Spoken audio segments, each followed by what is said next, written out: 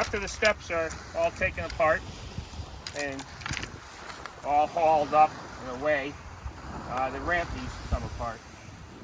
And how we've done that in the past is you just unscrew everything of the ramp.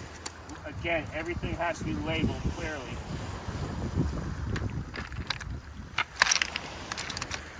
So that half, I'll call that a half section. This is a full 12-foot section. This is the second 12-foot section.